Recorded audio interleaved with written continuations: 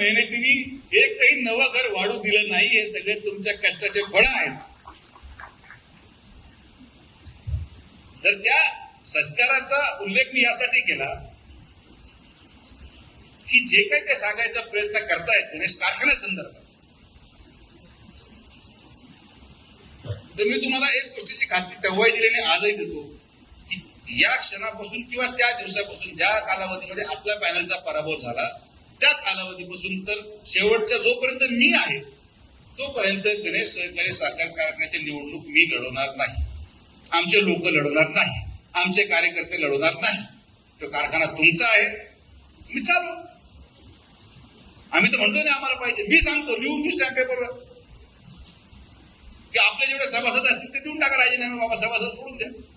त्याच्या पलीकडे अजून काय बोललं पाहिजे?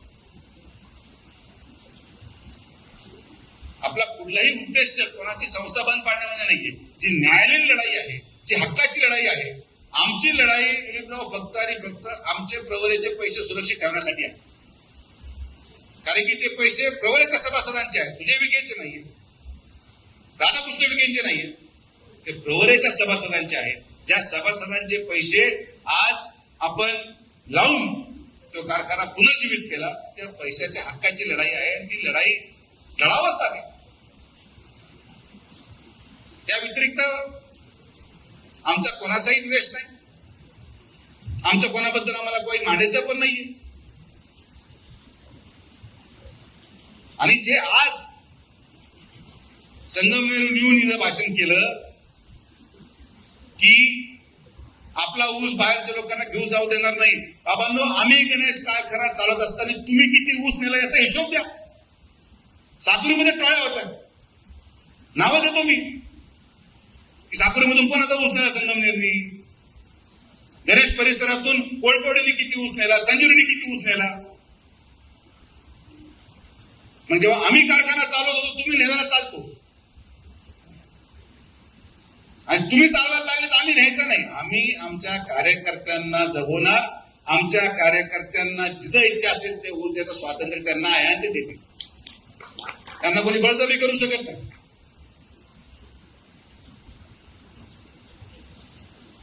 तर माझं मी तुम्हाला स्पष्ट सांगतो, माझा वाद कुठल्याही व्यक्तीशी नाही.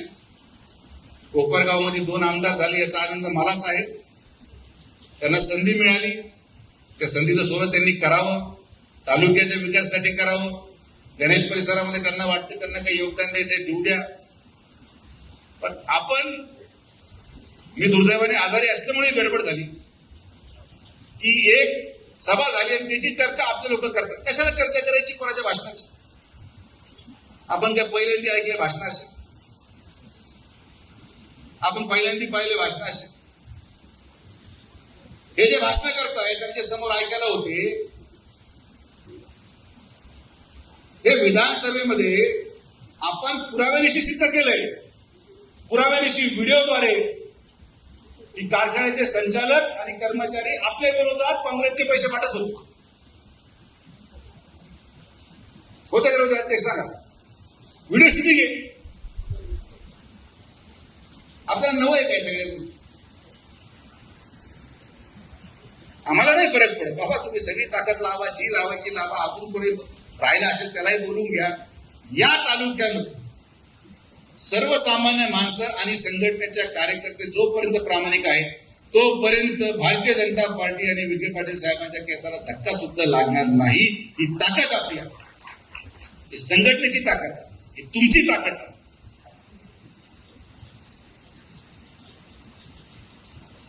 तर आपल्याला संघर्ष नवा नाही, आपल्याला पुरवड्या नव्या नाहीये, आपल्याला शेजारून झालेलं अतिक्रमण नवं नाही.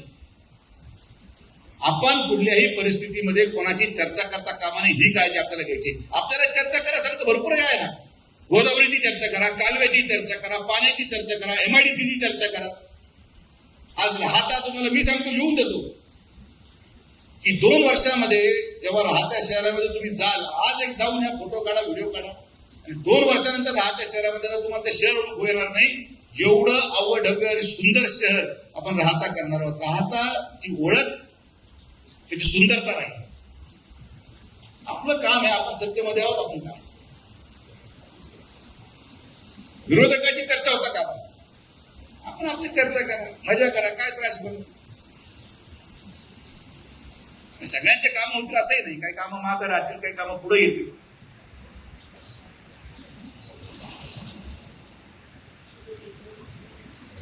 ती सभा संपली आणि मला 2-3 लोकांचे मेसेज आले, नाही दादा काय झालं, ते कसं चाललंय, हे लोक स्टेजवर होते, ते लोक स्टेजवर होते, फलाना होता नेमका सापरीवाला पण स्टेजवर चढला, असं झालं तसं झालं. हा बापू, आणि SIR मध्ये जो ज्या भागात राहतो ना त्या भागात त्याचं मतदान गेलं पाहिजे. साकुरीवाला शिर्डी राहतच नको, राहतावाला साकुरीत नको. तो साकुरीत राहतो तर साकुरीत मतदान जाईल, आणि जर राहत तर मतदान राहतात. तुम्ही सगळेजण एवढ्या वर्षापासून राजकारण पाहता करता, एवढ्या वर्षापासून आपण संघर्ष करतो. हे काही नवं आहे आपल्यासाठी यार. आपण याच्यापेक्षा मोठे मोठे षडयंत्र उघडून फेकलेले आहेत. आज तर सुवर्ण काळ आहे, काही नाही आपल्याकडे. तुमच्या मताचा परिणाम पहा, तुमच्या मताचा परिणाम आहे, तुमच्या निष्ठेचा परिणाम आहे. 100 वर्षापासून तर 18 वर्षापर्यंतच्या प्रत्येक निष्ठेचा परिणाम आहे की आज लोकसभेच्या पराभवानंतर देखील नामदार साहेबांच्या नेतृत्वामध्ये आपण या जिल्ह्यामध्ये 12 आपले हक्काचे आमदार महायुतीचे निवडून आणू शकलो, ही तुमची ताकद आहे. याच्या अगोदर जिल्ह्यामध्ये शक्य नव्हतं. 2-3 आमदार असायचे, आज 12 आमदार आपण निवडून आणले. आपले कष्ट आहे, पक्षासाठी आहे, मुख्यमंत्र्यांचं नेतृत्व आहे. हे तुम्हाला काय वाटतं गोदावरी 350 कोटी कशा आहेत? कारण की आपण जेव्हा मुख्यमंत्री महोदयांना म्हटलं की मुख्यमंत्री महोदय हे आमच्या तालुक्याचं काम एवढं तर झालंच पाहिजे, नाही म्हणू शकले नाही, लगेच सही झाली, सगळे काम.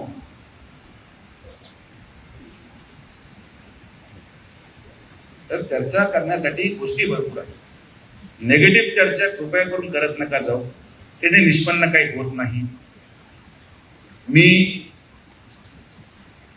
आवडून सांगतो तरी मी सत्ता ठेवतो, हा ना, इथं करू आपल्या कार्यकर्त्यांच्या माध्यमातून. आमचं काय म्हणतात, पक्ष वाढला पाहिजे, पक्ष मोठा झाला पाहिजे, कोणी व्यक्ती माझा शत्रू नाही. मी तुम्हाला आजही सांगतो की माझं काही शत्रुता कुठल्या एका व्यक्ती बरोबर नाही. आणि आपण संयमाचीच भूमिका बजावतो. आपण संयमच ठेवलं पाहिजे. कितीही शेजारून अतिक्रमण आलं, कितीही शेजारून अतिक्रमण येऊन भाषण झाले, आपण आपलं काम विकासावर चालू ठेवलं पाहिजे. कारण की आपलं मतदान हे विकासावर आहे, आपलं मतदान हे प्रगतीवर आहे, आपलं मतदान या मतदारसंघाच्या आणि राहत्या तालुक्याच्या लोकांच्या उज्ज्वल भविष्यासाठी आहे. म्हणून लोक मतदान टाकतात, लोक येतात भाषण ऐकायला, मतात रूपांतर होणार नाही. तर ना 40 वर्षाच्या इतिहासामध्ये, 30 वर्षाच्या इतिहासामध्ये ना शिर्डीमध्ये 23-0 झाला असता, ना राहत्यामध्ये 23-0 झाला असतं. 1 साइड मेजॉरिटी दिली लोकांनी, 1 साइड. कसला परिणाम? विश्वासाचा परिणाम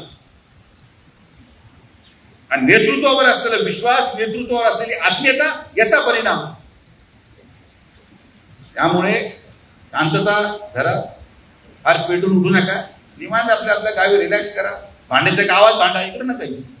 तुमच्या भागातील प्रत्येक बातमी पाहण्यासाठी तसेच अशाच ताज्या आणि विश्वासार्ह घडामोडींसाठी उत्तर महाराष्ट्र न्यूज नेटवर्क सोबत जोडलेले रहा.